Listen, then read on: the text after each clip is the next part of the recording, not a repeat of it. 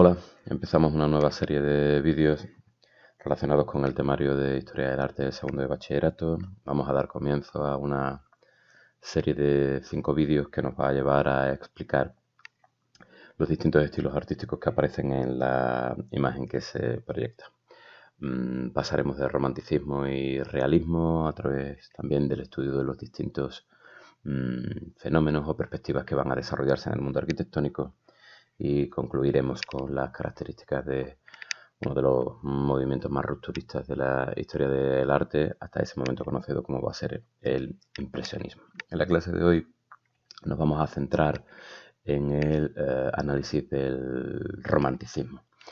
un estilo artístico que es considerado como el primer movimiento de cultura que va a cubrir prácticamente toda Europa y que en la mayoría de las zonas,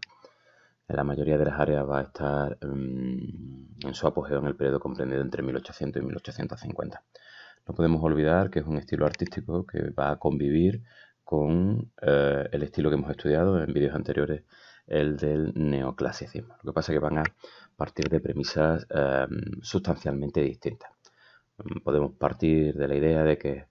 el neoclasicismo va a representar ese periodo racional, sereno, clásico, y el romanticismo pues, va a caracterizarse o va a ser contemplado como un periodo desbocado, pasional, subjetivo. Para los autores del romanticismo, el mundo va a ser considerado o concebido como básicamente irracional. No es sereno, no es intelectual, sino que está lleno de sentimientos, de imperfecciones. Va a ser una época en la que va a volver el gusto por el drama, muy parecido al barroco en este sentido. Van a representar guerras, la locura, muerte, el erotismo. Todos ellos son temas recurrentes de esta etapa del romanticismo. La libertad individual es ahora lo más importante y sobre todo cada uno va a tener su propia forma de buscarla y se va a extender por toda Europa pues esta idea de la libertad individual y se va a concretar en cada país en una particular forma de manifestarse en el romanticismo. Y además no solo se va a proyectar en el mundo del arte, sino que va a tener su proyección en disciplinas artísticas muy, muy diferentes, muy variopintas. Va a ser un estilo artístico, como he dicho anteriormente, que se va a desarrollar por buena parte de Europa, pero sí va a tener importancia significativa en Alemania, en Francia, en Inglaterra. Un elemento o un rasgo intrínseco al movimiento del romanticismo va a ser el subjetivismo. El yo es lo que importa y va a huirse en cierta medida de la universalidad que había traído la ilustración desde mediados del siglo XVIII. En este sentido del subjetivismo se va a exaltar la personalidad individual y acompañado la originalidad. Cada persona debe mostrar lo que la hace única, exclusiva, singular. Y en este contexto también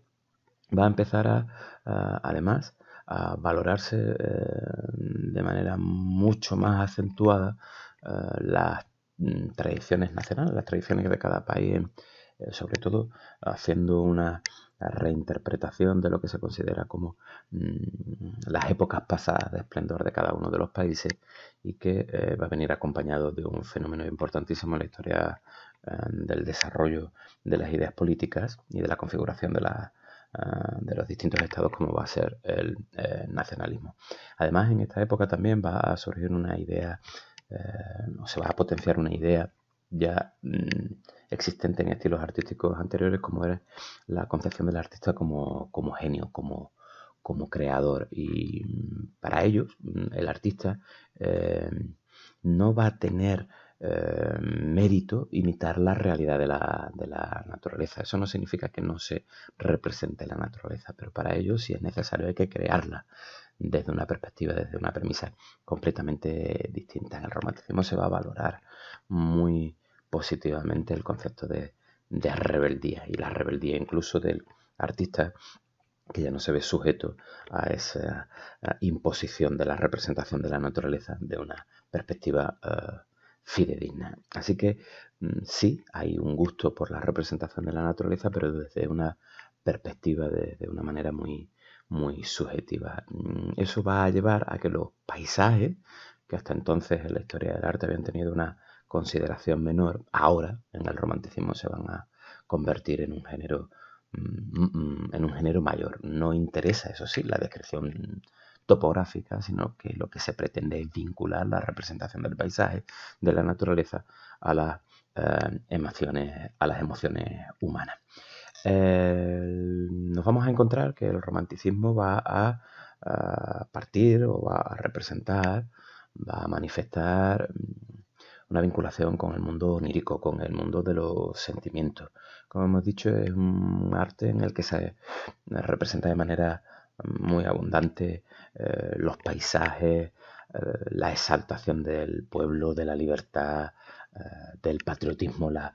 nacionalidad y la libertad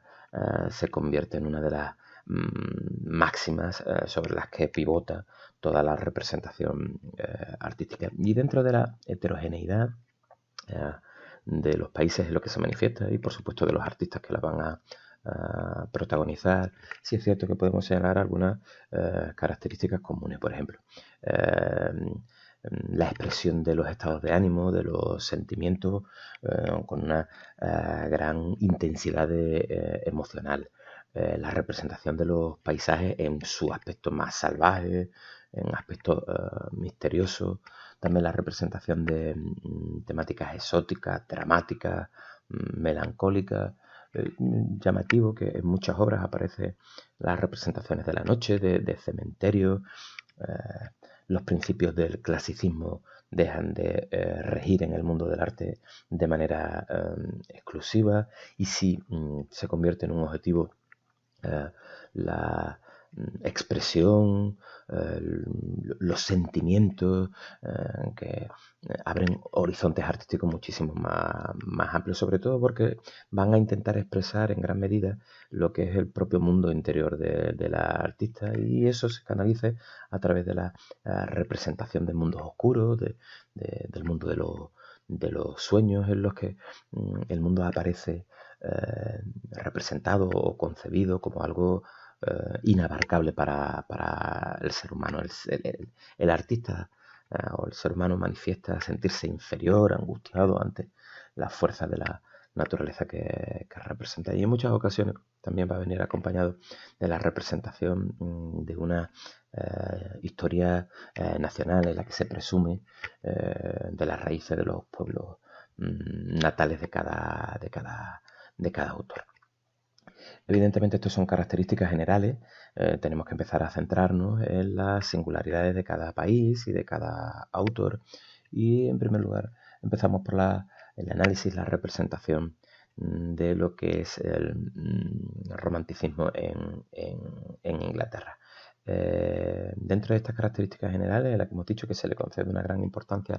al paisaje, va a destacar, entre otras cosas, en Inglaterra, un autor llamado Joseph Mallory William Turner, conocido en la historia del arte como Turner, un autor que va a nacer en 1775 en Londres y que desde muy joven, ya en 1791 obtuvo un premio de dibujo por la Royal Academy, en la que va a representar un paisaje. Esto lo va a marcar su trayectoria artística y va a apostar a lo largo prácticamente toda su vida por esta temática. De hecho, ya a los 20 años va a recibir muy buenas críticas o críticas muy positivas por la realización de una serie de acuarelas que le van a granjear los encargos de muchos nobles, de muchos aristócratas londinenses que le van a permitir no solo alcanzar una situación económica desahogada, sino incluso amasar ya una fortuna significativa. Y dentro de estas características, de estos paisajes, de estas acuarelas, el color va a ser el medio de expresión fundamental en la obra de Turner, pero un color en el que hay algunas características en los que va a ir transitando a lo largo de su vida por una gama, una paleta diferenciada, pero que va a dotar a buena parte de sus obras de una gran luminosidad a partir de tonos claros, del contraste en fondos blancos para los cielos, para el agua, y que ya en 1820 le lleva a ser considerado como el pintor preferido para el gran público, pero también evidentemente para las clases más poderosas, para la aristocracia, para la realeza. Sus paisajes van a recibir la consideración de todos y va a ir ahondando Turner en la representación de los efectos atmosféricos, la luz, el color, por ejemplo, el que aparece representado en la imagen que tenemos por delante como este naufragio de esta etapa inicial de 1805. Va a tener una producción artística bastante notable. Cuando muere en su testamento va a alegar a la nación inglesa todos los cuadros que tenía finalizados, y estamos hablando de 320 óleos, más de 19.000 acuarelas y esbozos, que en la actualidad puede visitarse en un edificio que está anexo a la Tate Gallery. En la imagen que estamos viendo ahora vemos el cuadro más famoso de Turner, y que es uno de los que puede salir en nuestros exámenes de imágenes. Es este cuadro del año 1844 que lleva por título Lluvia, Vapor y Velocidad, y que es un trabajo en el que prácticamente recoge todas las investigaciones que ha llevado a cabo a lo largo de su trayectoria artística respecto a la atmósfera, respecto a la luz, respecto al color. Aquí lo que se muestra es una escena típica de la época. Aquí lo que vemos es un paisaje, pero la novedad es que está surcado por este ferrocarril, que es el ferrocarril más moderno que existía en aquella época, el gran ferrocarril del oeste, y que está atravesando un lugar concreto, reconocible, que es el puente de Maidenhead sobre el río Támesis. No está representando ni mucho menos una elegía del progreso al representar la locomotora de este tren, sino que lo que está haciendo es utilizar el ferrocarril verdaderamente, este nuevo medio de transporte de mediados del siglo XIX, como un medio para el estudio del movimiento y la desmaterialización de la obra. ¿Qué entendemos por esta desmaterialización de la obra? Como vemos, el paisaje está muy poco definido, apenas está definido, y el tren está viajando a través de las vías en dirección hacia el espectador. Y la obra, aquí lo que se representa es la velocidad, el vapor de la locomotora, la lluvia que está azotando el paisaje, que con todo ello el pintor está generando una atmósfera que es capaz de proyectar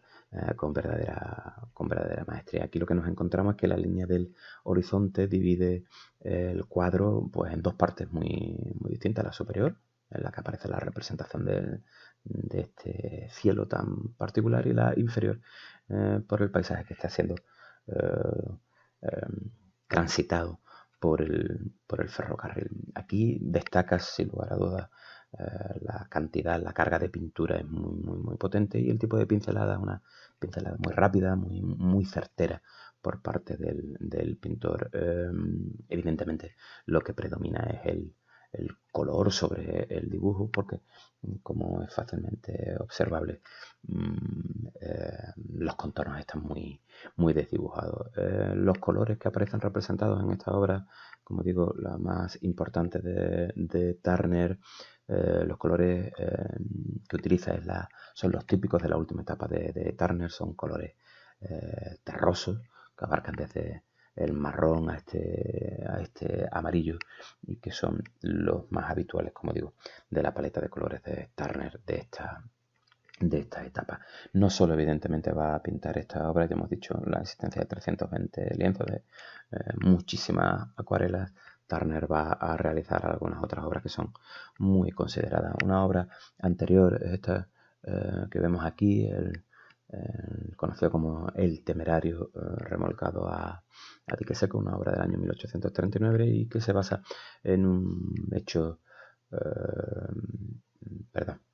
nos hemos saltado. Esta de aquí, de El incendio de la Cámara de los Lores y los Comunes, una obra del año 1835 y que se basa en un hecho histórico real, como decía, del momento.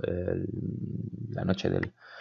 16 de octubre de 1834 se produjo un espectacular incendio en el edificio del Parlamento de Londres y cuentan las crónicas que toda la ciudad acudió a presenciar el espectáculo de las llamas. Evidentemente,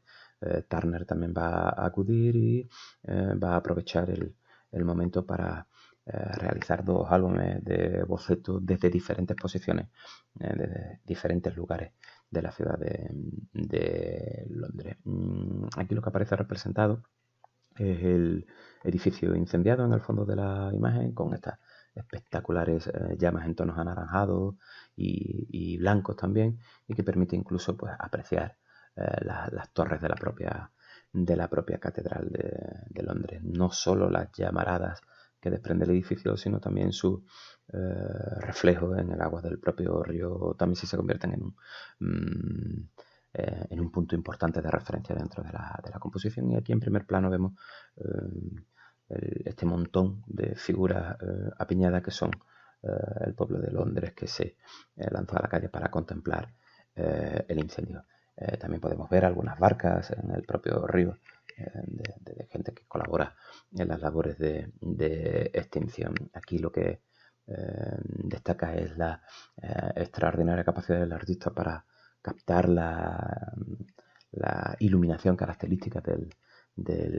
incendio y utiliza pues esa técnica que hemos comentado en el cuadro anterior, esa pincelada suelta, esa pincelada rápida con muchísima carga de pintura, que es considerada casi preludio del estilo artístico que verdaderamente revolucionará con todas las pautas hasta ese momento establecidas como va a ser el impresionismo. Otro cuadro también, que era el que habíamos mostrado antes por error, va a ser esta llamada El Temerario remolcado a dique seco, una obra del año 1839 en la que se representa el momento en el que un barco de la Armada inglesa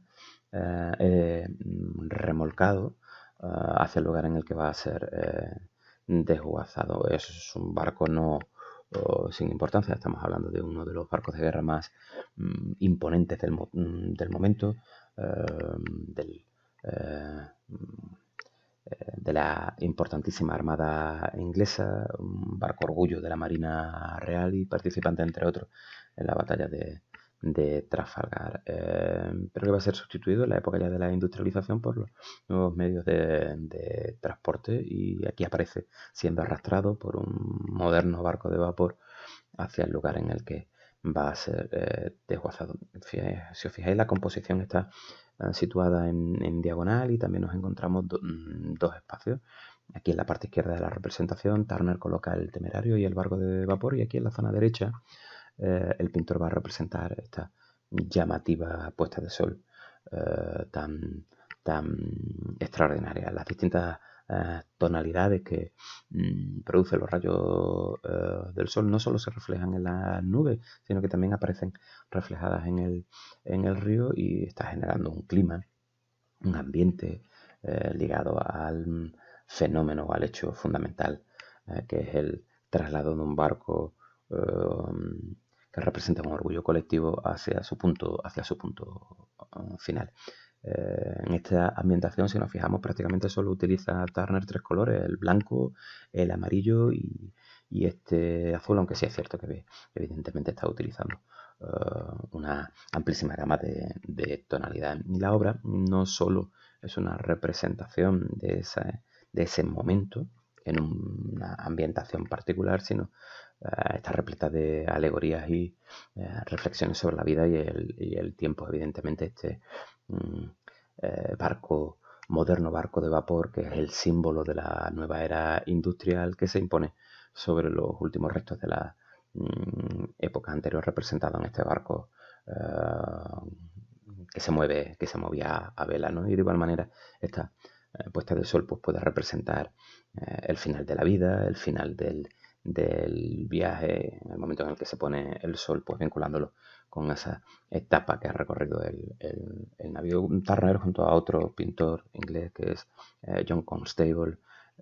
van a ser capaces de elevar esta temática paisajística pues al mismo nivel de consideración que hasta ese momento había tenido la pintura histórica o la retratística, y sobre todo, como hemos dicho ya varias veces, va a ser considerado Turner casi un preámbulo de la pintura impresionista. El romanticismo, como hemos dicho anteriormente, se manifiesta de maneras muy singulares o diferentes en cada uno de los territorios. Y hasta ahora hemos visto el romanticismo en Inglaterra. Vamos a empezar a estudiar o analizar el romanticismo en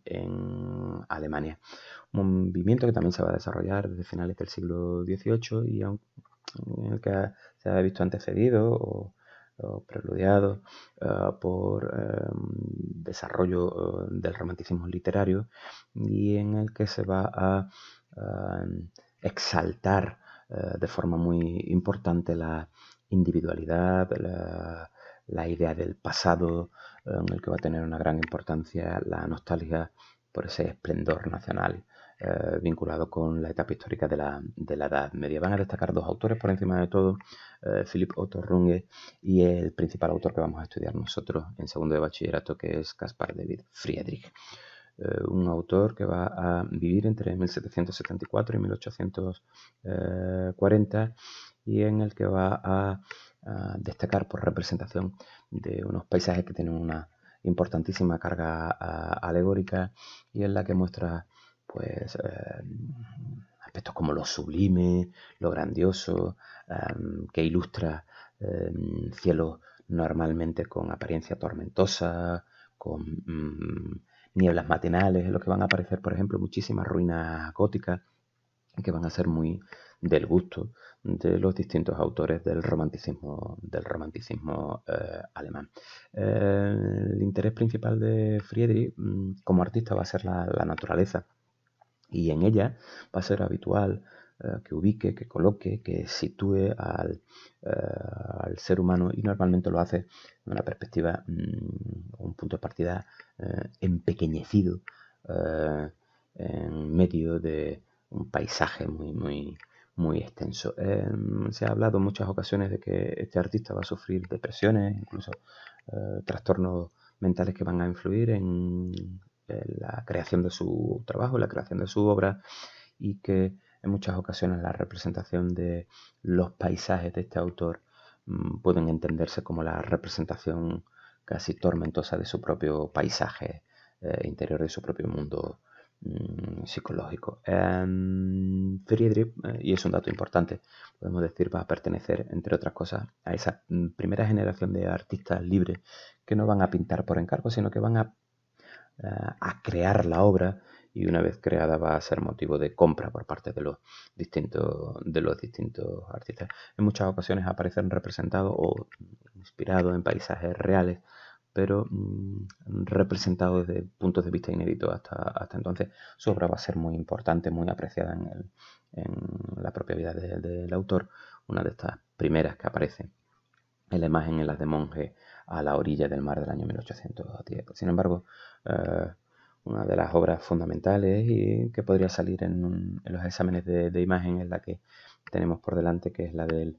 Caminante ante un mar de niebla del año 1818. En la obra el protagonista, sin lugar a dudas, es el paisaje que con la inmensidad que manifiesta pues envuelve y proyecta una idea de grandeza. Sin embargo, no es un paisaje cercano al hombre o un paisaje habitado por el hombre, sino que representa casi todo lo contrario. Estas escenas de Friedrich suelen representar paisajes aislados, alejados del hombre, de la civilización, y ello lo que proyecta es un estado espiritual. La naturaleza es la constante en la producción de Friedrich, pero una naturaleza dotada o envuelta casi siempre en un halo de misterio. Esta figura masculina, que no casualmente se encuentra de espaldas observando el paisaje, ha sido identificada en algunas ocasiones con el propio Friedrich, porque el hecho de que el pintor sitúa a este personaje de espaldas a nosotros, a los que contemplamos las obras, nos refuerza la idea de que no es el protagonista de la composición, es el hombre en su pequeñez, solo parte de este universo muchísimo mayor. Además, en muchas obras, incluida esta, la figura suele cubrir casi completamente el punto de fuga de la composición, lo cual lleva a generar que el propio espectador tienda a introducirse aún más en la composición. Estas rocas sobre las que se ubica el caminante han sido interpretadas o concebidas como una posible referencia al mundo terrenal, mientras que las nubes han sido vinculadas a la idea de la divinidad, y estas elevaciones rocosas que surgen entre las nubes y las cadenas montañosas podrían hacer referencia a la vida después de la muerte. Aquí el dibujo sí adquiere una gran importancia, sobre todo por la combinación con esta gama cromática de tonos fríos y cálidos. Esta gradación de los distintos tonos que aporta el artista en la obra va desde estos colores más cálidos en el primer plano. Conforme nos vamos alejando, nos vamos encontrando con una gama más fría en el fondo, y sobre todo el contraste con el negro de los ropajes del caminante. Como digo, obra fundamental en la obra de Friedrich, que es una de las que podría salir en el examen. Vamos a ver otras más de este autor, que aunque no las ponga o que no puedan salir en el examen como imagen, sí ayuda a entender, a comprender cuáles son las características básicas de la producción artística de este autor. Aquí vemos este de Dos hombres contemplando la luna, del año 1819, que va a ser una de las obras más copiadas del propio autor, porque va a alcanzar un éxito inmediato, y el propio Friedrich va a ejecutar alguna réplica. De hecho, aparecen representados los autores con el traje típico alemán, y no es un hecho casual, porque tiene un componente político, porque era un símbolo de las aspiraciones de los liberales frente a la política de la Restauración. Estamos en el contexto de las oleadas revolucionarias. A partir de la Revolución Francesa en 1789, recordad, nos vamos a encontrar con los movimientos revolucionarios de 1820, 1838, 1830 y 1848. Sin embargo, los personajes lo que hacen es situarse a un modo muy parecido al que hemos visto en la obra anterior, los acantilados de la isla de Roggen. No existe una perspectiva, la obra carece de profundidad, y todo pertenece a este primer plano. Lo único que se alza un poco en el más allá, en el fondo, es la luna, y aquí se ha concebido esta obra como una representación de la dualidad de concepciones religiosas que abundan en la propia vida del artista: la pagana, representada por la propia encina, y la cristiana, representada por el abeto. Incluso se concibe la luna naciente como el símbolo del propio Cristo, que evidentemente sería el sendero a transitar por el hombre. De esta perspectiva, de esta premisa, Friedrich va a realizar bastantes obras. En la siguiente también va a ser una obra muy importante, considerada en la época del artista como su principal logro. Aquí lo que aparece representado es un funeral en un paisaje de invierno, con una serie de monjes que están portando un ataúd a través de una portada de porte o de arte gótico, y en la que se puede vislumbrar pues estas pequeñas luces, ¿no?, que van dando una contraposición a las distintas gamas cromáticas que va apareciendo en la obra. Estamos hablando de unas ruinas góticas que se han identificado con el monasterio de Eldena, junto a la costa báltica alemana, en un camino que serpentea por un cementerio que está cubierto completamente de nieve, con una serie de tumbas irreconocibles. Aquí no existe un límite espacial, no hay fondo, no hay transiciones. La línea del horizonte, como se ve, es de nuevo muy baja y aparece cubierta por esta espesa niebla, y todo da o transmite una sensación de solemnidad, de perdurabilidad, ¿no? Estas encinas que aparecen representadas en la obra, desde muy antiguo han sido considerados un árbol sagrado, y se va a convertir en el símbolo de los germánicos a partir del siglo XVIII en Alemania. Esta puerta, evidentemente, también se abre en esta abadía de aire casi fantasmal, y establece una contraposición en las dos zonas del cuadro. En la parte superior aparece posiblemente la simbolización del reino de los cielos, mientras que con esta caracterización luminosa, y en la parte inferior nos encontramos con este mundo terrenal. Esta obra le va a proporcionar una gran fama al artista, y estas pautas o estos elementos lo podemos encontrar en otras obras también, como las propias ruinas de Eldena, o en la de el cementerio de Cloister, Nevado. Y para ir acabando la explicación de la pintura del arte romántico, vamos a estudiar o vamos a analizar el romanticismo francés, en el que también va a tener unas señas de identidad particulares, partiendo de un autor que se llama Géricault, que es el primer prototipo de pintor romántico, que va a morir joven, incluso interno en un manicomio, y que es considerado como el padrino de una generación romántica, en la que va a destacar, sin lugar a dudas, Eugène Delacroix. Las características principales del romanticismo francés va a ser el mantenimiento del canon clásico de las figuras, pero con una mayor libertad a la hora de utilizar el color, de utilizar la luz, y sobre todo la utilización de unas composiciones casi agresivas, por lo retorcido, por lo dinámico. El autor principal, como digo, que vamos a estudiar en el segundo de bachillerato es Eugène Delacroix, que es quizás, ¿no?, ese artista más emblemático en este movimiento, aparecido en el primer tercio del siglo XIX. Es un autor además que va a ejercer una poderosa influencia en estilos artísticos posteriores, por ejemplo en el impresionismo, sobre todo por la forma en la que va a utilizar el color. Es un artista que se va a ver influido por los viajes que desarrolla a lo largo de su vida. Va a estar en Inglaterra, va a conocer a Constable, le va a influir evidentemente la forma en la que va a utilizar los colores. Y un segundo viaje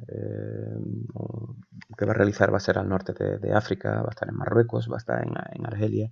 y allí pues le va a influir poderosísimamente también la luz de